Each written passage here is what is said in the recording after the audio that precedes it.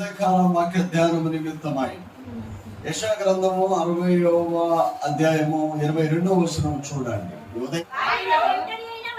వారిలో ఒంటరి అయిన వాడు 1000 మంది అగును, ఎన్నిక లేని వాడు బలమైన జనమగును. యెహోవానగు నేను తగిన కాలమున ఈ కార్యమును త్వరపెట్టుతున్నాం. ఇక్కడ 60వ అధ్యాయములో ఈ 2026 సంవత్సరానికి గాను ప్రభు మనకిచ్చిన వాగ్దానం, జనముల ఐశ్వర్యము మీ యొద్దకు వచ్చు. ఇది ప్రభు మనకిచ్చిన వాగ్దానం. దేవుని బిడ్డలారా, ఈ 60వ అధ్యాయమును వెనక నుంచి అంటే 22 వచనాలు ఉంటాయి. యెషయా గ్రంథం 60వ అధ్యాయానికి 22 వచనాలు ఉంటాయి. 22 వచనాల్లో చివరిది మనం చదువుకుందాం. ఒక రకంగా చెప్పాలి అంటే కీర్తనల్లో చదువుతున్నప్పుడు దుష్టులు ఆలోచన చొప్పున నడవక, పాపుల మార్గంలో నిలవక, అపహాస్యకులు కూర్చున్న చోట కూర్చుండక. ఇది మొదటి కీర్తనలో ఆరంభం ఇలా చేస్తాడు. ఇక్కడ ఏమంటాడంటే 22వ వచనంలో వారిలో ఒంటరి అయిన వాడు 1000 మంది అగును.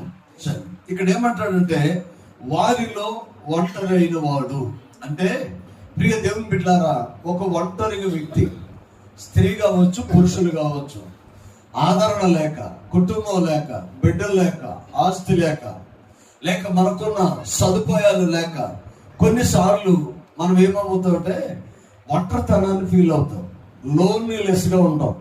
నేనేంటి ఇలా ఉన్నా, నా పరిస్థితి ఏంటి, నేను ఎలాగ దీవించబడను. ఒంటరి కుటుంబాలు మనం చూస్తాం, ఒంటరి వ్యక్తుల్ని మనం చూస్తాం.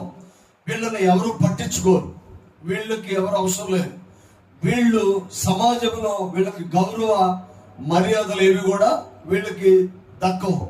వీళ్ళు ఎవరి దగ్గరికి వెళ్ళినా వాళ్ళు సీదరించుకుంటారు. వాళ్ళు వీళ్ళ దగ్గర ఇంకెవరైనా వచ్చిన వాళ్ళు కూడా అసహించుకుంటారు. అంటే ఒంటరితనము చాలా భయంకరమైనది. ప్రభు సన్నిధిలో దేవుని బిడ్డలారా, ఒంటరితనములో ఉన్న వారితో యేసయ్య ఏం మాట్లాడుతున్నాడంటే వారిలో ఒంటరి అయిన వాడు 1000 మంది అవును. అంటే ఒంటరి అయిన వాడు 1000 మంది ఎలా అవుతాడు? ఎబ్బేజు ఇశ్రాయేలు దేవుని గురించి విన్నాడు. విని ప్రార్థన చేయటం మొదలు పెట్టాడు. ప్రభువా, నిశ్చయముగా నన్ను నీవు ఆశీర్వదించు. అసలు ముందు చరిత్రకు వెళితే వేదన పడి తల్లి కనదని ఎబ్బేజుకు వేదన పుత్రుడు అని పేరు పెట్టారు. ఇప్పుడు ఇతను ఎక్కడికి వెళ్ళినా కూడా పేరే వేదన. ఎక్కడికి వెళ్ళినా కూడా పిలుపులో, మర్యాదలో అతను ఎక్కడికి వెళ్ళినా ఒంటరివైన ఆ పరిస్థితులు కనబడతా ఉంటాయి. ప్రియ దేవుని బిడ్డలారా, తను అనుకున్న మాట ఏంటంటే నా జీవితం ఇలాగే ఉండకూడదు. ఎబ్బేజు ఇశ్రాయేలు దేవుని గురించి విన్నాడు. ఎబ్బేజు అంటే వేదన పుత్రుడు. ఈ వేదన పుత్రుడైన ఎబ్బేజుకి ఆశ కలిగింది, నేను దీవించబడాలి, అభివృద్ధి అవ్వాలి, మేలు చూడాలి, ఉన్నతమైన స్థితిలో నేను నిలవాలి. ఇది ఎబ్బేజు ఆలోచన. కాలగమనంలో ప్రయత్నం చేస్తున్నాడు. ఎవరి ద్వారా, ఎటు నుంచి, ఎలాంటి అవకాశాలు వచ్చిన ప్రతి అవకాశాన్ని వినియోగించుకోవాలనే ఒక ప్రియ దేవుని బిడ్డలారా ఆతృతతో ఎదురు చూస్తున్న ఈతనికి, ప్రియ దేవుని బిడ్డలారా, ఇశ్రాయేలు దేవుని గురించి విన్నాడు. ఇశ్రాయేలు దేవుని దగ్గరికి వచ్చి ప్రార్థన చేయటం మొదలు పెట్టాడు. వారిలో ఒంటరైన వాడు 1000 మంది అగును, ఎన్నిక లేని వాడు బలమైన జనమగును. ఇది ఎలా సాధ్యం? ఒంటరి, ఎన్నిక లేని వాడు, ఇది ఎలా సాధ్యం? ప్రియ దేవుని బిడ్డలారా, ఇశ్రాయేలు దేవుని గురించి విని ఆయన దగ్గర ప్రార్థన చేయటం మొదలు పెట్టాడు. ప్రార్థన ఎలాంటి ప్రార్థన అంటే పరిచయుడు ప్రార్థన కాదు, సుంకరి ప్రార్థన. ఒంటరిగా ఉన్నాడు, ఇశ్రాయేలు దేవుని గురించి విన్నాడు. ఇశ్రాయేలు దేవుని గురించి విన్నవాడు ఎక్కడికి వచ్చాడంటే దేవాలయంలోనికి వచ్చాడు. దేవాలయంలోనికి వచ్చి ప్రార్థన చేస్తున్నాడు. ప్రభువా, ఆకాశం వైపు కన్నులెత్తి చూసుటకు కూడా నేను యోగ్యుడను కాదు. చప్పట్లు కొడుతూ దేవుడు అంటూ ఆయన ప్రార్థన చేస్తున్నాడు, నన్ను ఆశీర్వదించు, నన్ను దీవించు, నా సరిహద్దులు విశాలపరచు, కీడు రాకుండా దారి నుండి నన్ను తప్పించుము. ప్రియ దేవుని బిడ్డలారా, ఎప్పుడైతే ప్రార్థన ప్రభువుతో దేవుని సన్నిధికి వెళ్ళిందో, ఎప్పుడైతే ప్రార్థన ప్రభువుని కలుసుకుందో, ప్రభు నుంచి సమాధానం ఈ భూమి మీదకి వచ్చింది. ఈ భూమి మీదకి వస్తూ ఏమంటాడంటే, పాపాన్ని విడిచిపెట్టాడు, తప్పొప్పుకున్నాడు, మందిరంలో ఉన్నాడు. దేవుని బిడ్డలారా, ఇశ్రాయేలు దేవుని గురించి విన్నాడు, ప్రార్థన చేయటం మొదలు పెట్టాడు. ఇక్కడ ఒంటరైన వాడు 1000 మందగును. ఒంటరైన ఇతనికి దేవుని బిడ్డలారా విన్నాడు, మందిరానికి వచ్చాడు, ప్రార్థన చేశాడు. ప్రార్థన చేస్తే జరిగింది ఏంటంటే, ప్రియ దేవుని బిడ్డలారా, మొదటి అధ్యాయం 61 ఏమంటాడంటే, లెమ్ము నీకు వెలుగు వచ్చి ఉన్నది. విన్నాడు, వచ్చాడు, ప్రార్థన చేశాడు. ఇక్కడ ఏమంటాడంటే, నీకు వెలుగు వచ్చి ఉన్నది, లెమ్ము తేజరీలు. ఒంటరైన వాడు దీవించబడాలి అంటే, దేవుని బిడ్డలారా, ప్రభు దగ్గరికి వచ్చిన వాళ్ళని కులం అడగడం, మతం అడగడం, నీ అందం అడగడం, నీ హైట్ అడగడం, నీ పర్సనాలిటీ అడగడం, నువ్వు ఎవరో అడగడం, నీ వంశం ఏంటో అడగడం, నీ పరిస్థితులు ఏంటో ప్రియ దేవుని బిడ్డలారా ఆయనకి చెప్పి ఆయన దగ్గర ఆలోచన చేస్తే నువ్వు ఏ పరిస్థితిలో ఉన్నా నిన్ను దీవించటం మొదలు పెడతాడు. దేవుని బిడ్డలారా, ఒంటరైన వాడు ఇశ్రాయేలు దేవుని గురించి విన్నవాడు దేవాలయంలోనికి వచ్చి తగ్గించి ప్రార్థన చేస్తాడు. వాగ్దానం ఏంటి? జనముల ఐశ్వర్యము మీకు ఇస్తాను. వారిలో ఉన్న ఒంటరైన వాడు 1000 మందగును. 1000 మంది అవ్వాలంటే యేసయ్య వెలుగు వారి పైన పడాలి. దేవుని బిడ్డలారా, లెమ్ము నీకు వెలుగు వచ్చి. ఈ 60వ అధ్యాయంలో 22 వచనాలలో 56 సార్లు నీకు, నీవు, నిన్ను, నీ ఈ మాటలు 56 సార్లు రాయబడి ఉంటాయి. కేవలం 22 వచనాలలో 56 సార్లు రాయబడి ఉంటాయి. నీవు, నిన్ను, నీకు, నీ అనే మాట. అంటే దేవుని బిడ్డలారా, ఇది ఎవరిని సూచిస్తుందంటే నన్ను లేక మనల్ని సూచిస్తుంది. దేవుడు నీతో మాట్లాడుతున్నాడు. నీకు వెలుగు వచ్చింది, లెమ్ము తేజరిల్లుము, జనముల ఐశ్వర్యము నీ యొద్దకు వచ్చును. దేవుని బిడ్డలారా, అన్యులు నీ ప్రాకారమును కట్టెదు, నీ కుమారులను నీ కుమార్తెలను రప్పించదను, నిన్ను శాశ్వత శోభాతిశయముగాను బహుతరములకు సంతోష కారణముగా చేస్తారు. ఒక్క అధ్యాయంలో 56 సార్లు నీ నీ నీ నీ నీ అని మాట్లాడాడు. అంటే మనల్ని ప్రభు మర్చిపోయాడా? ఇక్కడ ప్రకృతి గురించి వర్ణించలేదు, రాజుని గురించి వర్ణించలేదు, లేకపోతే జ్ఞానాన్ని గురించి వర్ణించలేదు, మరి దేని గురించో ఆయన ప్రస్తావన చేయలా. ఆయన ప్రస్తావన చేసింది ఏంటంటే నీ గురించి ఆయన ప్రస్తావన చేశాడు.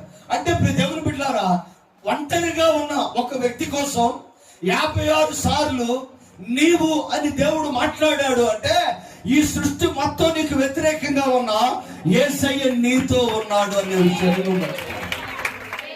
అంటే లోకం ఎలా ఉంటుందంటే, డబ్బుంటే లోకం నీతో ఉంటుంది, ఉద్యోగం ఉంటే లోకం నీతో ఉంటుంది, హోదా ఉంటే లోకం నీతో ఉంటుంది, నోరు ఉంటే నోరుకు తెలిసి లోకం నీతో ఉంటుంది. ఒంటరైన వాడితో లోకం ఎలా ఉంటుంది? మనం సహజంగా వింటాం, నాకు దిక్కు లేదు, నాకెవరూ లేరు, నేను ఒంటరి వాడినని కొంతమంది మాట్లాడతారు. ఇంకా కొన్నిసార్లు వింటాం, నువ్వు ఎవరికి చెప్పుకుంటావో చెప్పుకో, నీ దిక్కెవరో చూసుకుందాం అని మాట్లాడి వింటా ఉంటాం. సహజంగా నానుడు ఏంటి? దిక్కు లేని వారికి దేవుడే దిక్కు. ఇప్పుడు దేవుని బిడ్డలారా, ఒంటరైన ఈయన దేవుని గురించి విన్నాడు, దేవుని సన్నిధికి వచ్చాడు, తను తాను తగ్గించుకొని ప్రార్థన చేశాడు. దేవుని మహిమ ఆ వ్యక్తి మీద ప్రచురపరిచింది. దేవుని దగ్గర నుంచి ఆశీర్వాదాలు దీవెనలు పొందుకోవాలి అంటే నీ డిగ్రీ అవసరం లేదు, నీ జ్ఞానం అవసరంలా, నీ సామర్థ్యం అవసరంలా. నువ్వు యోధా గోత్రంలోనే పుట్టావా అని ప్రభువుని అడగట్లా.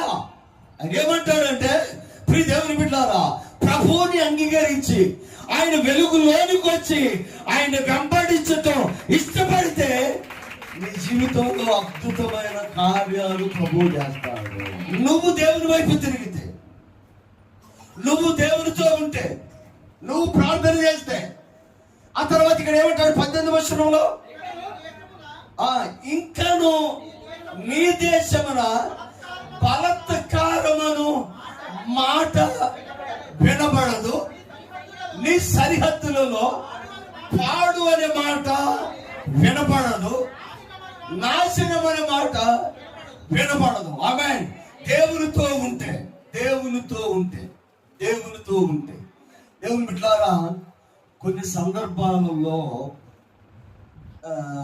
ఇందా సండే చెప్పినట్టు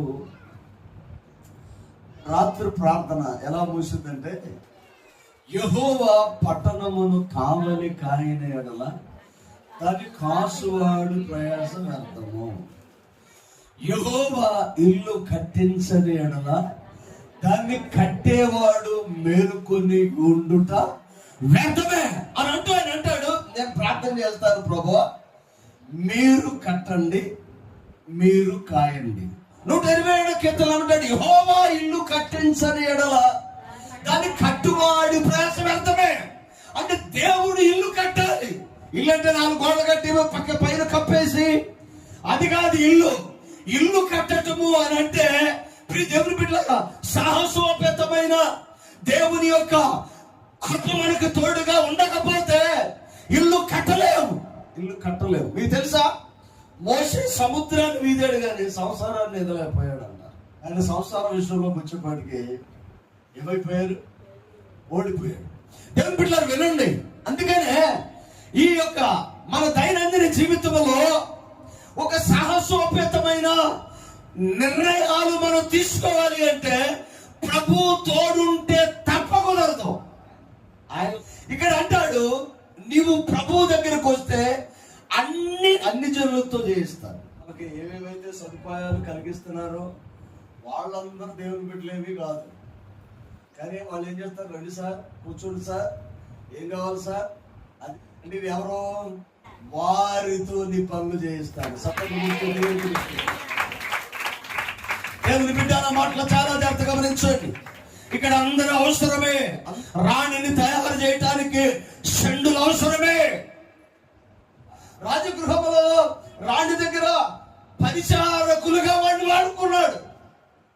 బైబిల్లో 10 మార్లు ఉంటుంది ఆ విషయం. మనం వ్యర్థమైనది అని ఏదైతే అనుకుంటున్నామో దానిని దేవుడు వాడుకున్నాడు. శపింపబడినది ఏదైతే అనుకున్నామో దానిని దేవుడు ఘనతగా మార్చుకున్నాడు. నేను ఇంతే, నా కుటుంబం ఇంతే, నా బిడ్డలు ఇంతే, నా పరిస్థితి ఇంతే, నేను బాగుపడను అని ఎప్పుడు కూడా మన జీవితంలో ఆ థాట్ కూడా రాకూడదు. ఆ థాట్ కూడా రాకూడదు. దేవుని బిడ్డలారా, మనం ఒకటే దర్శనం కలిగి ఉండాలి. నా దేవుడు గొప్ప దేవుడు, నన్ను ఖచ్చితంగా నిలబెడతాడు, నా వ్యాపారాన్ని నిలబెడతాడు, నా బిడ్డలను నిలబెడతాడు, నా కుటుంబాన్ని నిలబెడతాడు, నా ఆర్థిక స్థితిని నిలబెడతాడు. నీవున్న ఆదేశములో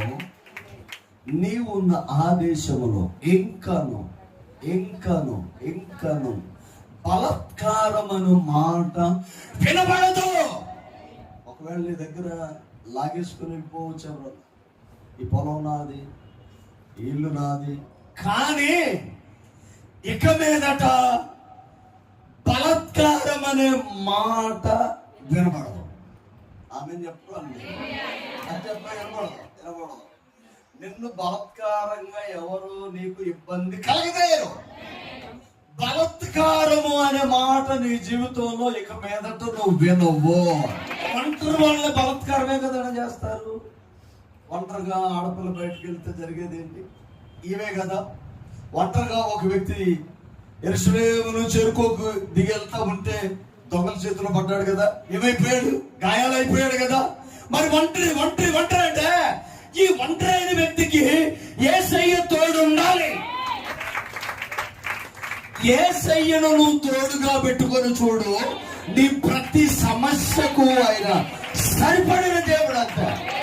ఇది చాలు మనకి. నువ్వు ఏ దేశంలోనైతే ఉంటావో, ఎక్కడన్నా ఉండండి, నువ్వు ఆఫ్రికాలో ఉన్నా నీతో ఉంటాడు. నువ్వు ఎక్కడున్నా, నువ్వు ఏ స్థితిలో ఉన్నా, నువ్వు మనుషుడివి అయితే ఆయన పోలికలో ఉన్నవాడివి. లివింగ్స్టన్ అమెరికా దేశంలో బైబిల్ పట్టుకుని ఆఫ్రికా ఖండంలోకి నేను వెళ్తాను అంటే, అరే బాబు, అమెరికా అందమైన అలా కాదు, అది ఏమనుకుంటావు, చంపేసుకుని కోసేసుకుని వండుకొని తినేస్తాను, కబుర్లు చెప్తున్నావు అని చెప్పేసి భయపెట్టడానికి ట్రై చేస్తే, ఆయన అన్నాడు చనిపోయిన తర్వాత ఈ శరీరాన్ని పురుగులు సేవలు తినే కన్నా అక్కడికి వెళ్ళిపోయి ప్రభు కోసం చనిపోతే బెటర్ కదా. మనీ మంచిదే కదా, దేవుడికి మహిమగలు అని వెళ్ళిపోయాడు. దేవుని బిడ్డల మాటలు చాలా జాగ్రత్తగా గమనించాడు. ఒంటరిగా వెళ్ళిపోయాడు. తోమా ఒంటరిగా వచ్చాడు. ఈ రోజు ఎన్ని కోట్ల మంది భారతదేశంలో దేవుని బిడ్డలు ఉన్నారు. సభలు దేవుని స్తుతించండి. అబ్రహాము ఒంటరిగా వెళ్ళిపోయాడు. ఈ రోజు విశ్వాస సమూహము గొప్ప బిడ్డలుగా దేవుడు ఎన్నుకున్నాడు. ఒంటరివే, ఒకప్పుడు 2005వ సంవత్సరం మేము ఒంటరిగానే వచ్చాం. ఈ రోజు ఎంతమందిని దేవుడు మనకు అనుగ్రహించాడు.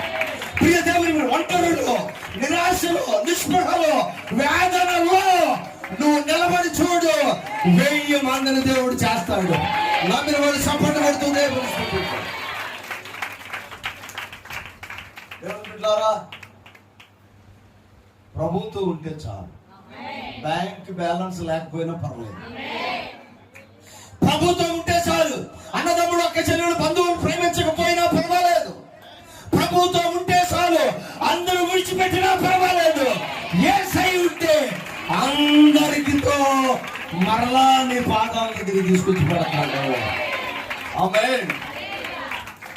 ఇంకాను నీ దేశంలో బలాత్కారం అనే మాట వినబడదు. నీదేది కూడా బలాత్కారంగా లాక్కొని వెళ్ళరు. దేవుడు దానికి కాపుగా వేస్తాడు. నీ సరిహద్దులలో పాడు అనే మాట వినబడదు. ప్రార్థనలో ఇది కూడా చేస్తాను, ప్రభువా ఇశ్రాయేలు మీద నీ సన్నిధి ఉంచండి, దాని సరిహద్దులలో నెమ్మదిని ఉంచండి. దేవుని బిడ్డారా, దేవుడే కాపాడాలి, దేవుడే కాయాలి. దేవుని బిడ్డారా, కాపుదల వేయకపోతే ఈ ప్రయత్నాలు ఏవి కూడా వర్కౌట్ అవ్వవు. అందుకనే కాపాడాల్సింది ఎవరు? యెహోవాయే కాపాడాలి. నీ దేశంలో బలాత్కారం అనే మాట వినబడదు. మన సరిహద్దులలో బలాత్కారం అనే మాట ఎందుకు వినబడదంటే, అభిషక్తులైన దైవ సేవకుల ప్రార్థన ఈ దేశాన్ని సురక్షితంగా కాపాడినది. బలాత్కారమైన మాట, పాడనే మాట, నాశనం అనే మాట నీకు వినబడదు. యేసయ్యతో కిందకు వస్తే చూడండి. రక్షణయే నీకు ప్రాకారముగాను, ప్రఖ్యాతియే నీ కొమ్మములనియు నీవు చెప్పుకొందువు. నిన్ను కాపాడేది ఎవరు? యేసు అనగా రక్షకుడు. రక్షణయే, ఆయనే మనల్ని కాపాడేది. ఆయన ఖ్యాతి మనం నిలబెట్టారు. కింద వస్తే ఇక మీదట పగలు సూర్యుని ప్రకాశము నీకు వెలుగుగా ఉండదు. అంటే నేచురల్ సూర్యుడు వెలుగు మనతో మనం పనిలేదు. మనకు వెలిగించేది ఎవరు? యేసయ్య. వస్తాయి నిన్ను వెలిగించుటకై నీకు వెలుగుచుటకై చంద్రుడు ఇంకను అంటే సూర్యుడు ఉండడు, చంద్రుడు ఉండడు. సూర్యుడు 40 రోజు, చంద్రుడు 40 రోజు. భయంకరమైన శ్రమలోనికి సృష్టి నెట్టివేయబడింది. ఏ అధికారం దీన్ని కాపాడలేదు. ఏ సింహాసనము దీని నుండి తప్పించబడదు. ఇక మీదట సూర్యుడు నీకు వెలుగుగా ఉండడు, చంద్రుడు నీకు వెలుగును ఇవ్వడు, ప్రకాశింపడు. కిందకు వస్తాయి. ఆమేన్. యెహోవాయే నీకు, నీ కుటుంబానికి, నీ వ్యాపారానికి, నీ పిల్లలకు నిత్యమైన వెలుగుగా ఉండదు. సపడబడుతుంది. సూర్యుడు లేని, చంద్రుడు లేని చీకటి రాత్రులు అసలే లేని ఆ దివ్య నగరిలో కాంతులను వెదజల్లేదవా నా యేసయ్యా. సియోనులో స్థిరమైన పునాది నీవు. దేవుని బిడ్డలారా, అలాంటి వెలుగు కలిగిన ఆ మహానూతన సియోనులోనికి దేవుడు మనల్ని నివసింపజేయబోతున్నాడు. 2 చేతుల పైకెత్తి చప్పట్లు కొడుతుంది. యెహోవాయే నీకు వెలుగుగా ఉండును. నీ బిడ్డగా ఆయన వెలుగుగా ఉంటాడు. నీ వ్యాపారానికి, నీ కుటుంబానికి, నీకు ఆయన వెలుగుగా మారగలడు.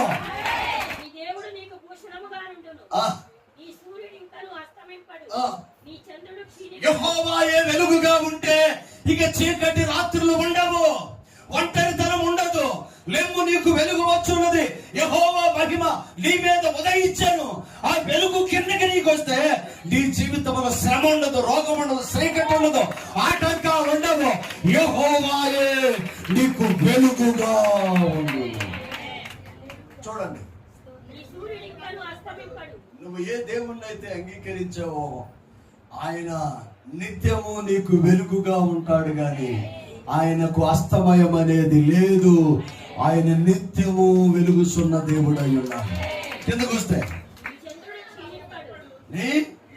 సూర్యుడు ఇంకను అస్తమింపడు, నీ చంద్రుడు క్షీణింపడు. యెహోవాయే నీకు నిత్యమైన వెలుగుగా ఉండును. నీ దుఃఖ దినం ఇంకను సమాప్తమగును. సపట్టుకుంటుంది దేవుని గొప్ప వెలుగుగా ఆయన నీకు మారగలిగిన నీ జనులందరూ నీతిమంతులై యుందురు. నువ్వు దేవునితో ఉంటే, దేవుని బిడ్డగా ఉంటే, నువ్వు దేవునితో అంగీకరించబడితే, నువ్వు దేవునితో నడిస్తే నోవాహు కుటుంబం వల్ల నీ కుటుంబం నీతిమంతుల కుటుంబంగా ఉంటుంది. యెహోషువ కుటుంబం వల్ల నీ కుటుంబం నీతిమంతులుగా ఉంటుంది. ప్రియ దేవుని బిడ్డలారా, దేవుని సన్నిధిలో లుదియా కుటుంబం వల్ల నీ కుటుంబం నీతిమంతమైన కుటుంబంగా మార్చబడి, నేను నాటిన కొమ్మగాను, నేను చేసిన పనిగాను ఉండి దేశమును శాశ్వతముగా స్వతంత్రించుకుని. ఇది పరమ సియోనికి సాదృశ్యమై ఉన్నది. ఇది ఇహ సంబంధమైనది కాదు. నీకింకా సూర్యుడు ఉండడు అంటే ఈ సూర్య చంద్రులు ఉండరు. నీ దుఃఖ దినములు ఉండవు అంటే ఈ శరీరము కాదు, మహిమ శరీరముతో ఉంటావు. దేవుని బిడ్డలారా, నువ్వు ఇక్కడ ఉండవు. యెహోవాయే నీకు వెలుగుగా ఉంటాడు. నీ దుఃఖ దినములో ఆ రోజుతో సమాప్తము. తర్వాత ఏమంటారు చూడండి, 21. నీ జనులందరూ నీతిమంతులై ఉందురు, నన్ను నేను మహిమపరుచుకొనినట్లు వారు నేను నాటిన కొమ్మగాను చేసి తిని పనిగా ఉండి దేశమును శాశ్వతముగా స్వతంత్ర. సపోర్ట్ కొడుతుంది దేవుని వాగ్దానాలు శాశ్వతం, అశాశ్వతమైనది కాదు.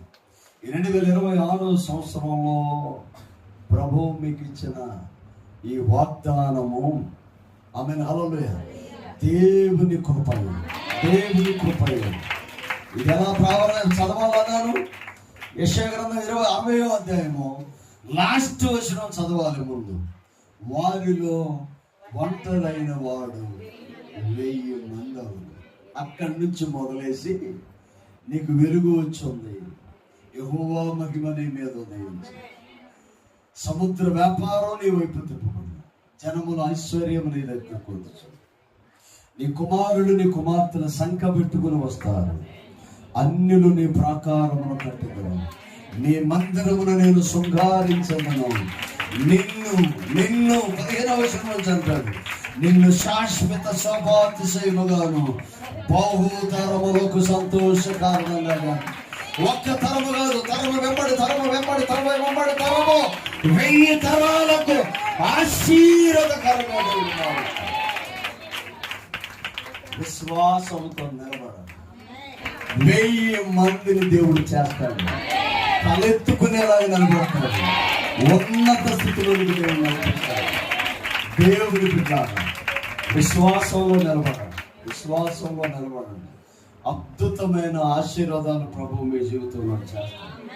ఒంటరే కానీ దేవుని వెలుగు ఉదయించింది, అక్కడి నుంచి మొదలేసింది అభివృద్ధి. ఆమేన్ హల్లెలూయా. పరలోకి వెళ్ళే వరకే అదే కదా. యెషయా గ్రంథం 60వ అధ్యాయము చీకట్లో స్టార్ట్ అయ్యింది, ఒంటరితనంలో స్టార్ట్ అయ్యింది, మహిమలో ముగిసింది, దేవుని సన్నిధిలో ముగిసింది, పరలోకంలో ముగిసింది. ఒంటరితనంలో ప్రారంభించబడిన యెషయా 60వ అధ్యాయము, చీకటిలో ప్రారంభించబడిన యెషయా 60వ అధ్యాయము దేవుని బిడ్డలారా సమూహముగా 1000 మందిని చేస్తుంది, పరలోకములో నిలబెట్టింది, మహిమలో ఆశీర్వాదాలు చూస్తుంది. ఈ ఉదయకాలం మనం నేర్చుకోవాల్సినది, ఎక్కడ లోటుందో యేసయ్యని అక్కడ పెట్టి చూడు, నీ జీవితాన్ని ఆశీర్వాదకరంగా దేవుడు మారుస్తాడు. తలవంచండి ప్రార్థన. ప్రేమ కనికరం కలిగిన దేవాన్ని స్తోత్రం. ఇక్కడ ఉన్న బిడ్డలందరినీ నీ కృపలో భద్రపరచు.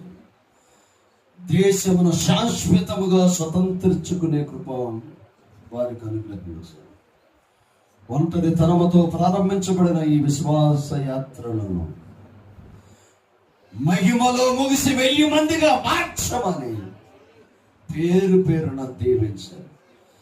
ఇక్కడ ఎవరైనా ఏదైనా సమస్య, నిరాశ, నిస్పృహ, వేదనల, దుఃఖంలో ఉంటే, ఒంటరితనంలో ఉంటే వాటన్నిటిని తీసివేసి ఆశీర్వాదములకు వారసులుగా మార్చు. పేరున దీవించమని సమస్త ఘనత మహిమ ప్రభావములు మీకు ఆరోపించుకుంటూ యేసు శ్రేష్ఠ నామమున అడిగి వేడుకొనుచున్నాము తండ్రి. ఆమేన్. అందరికీ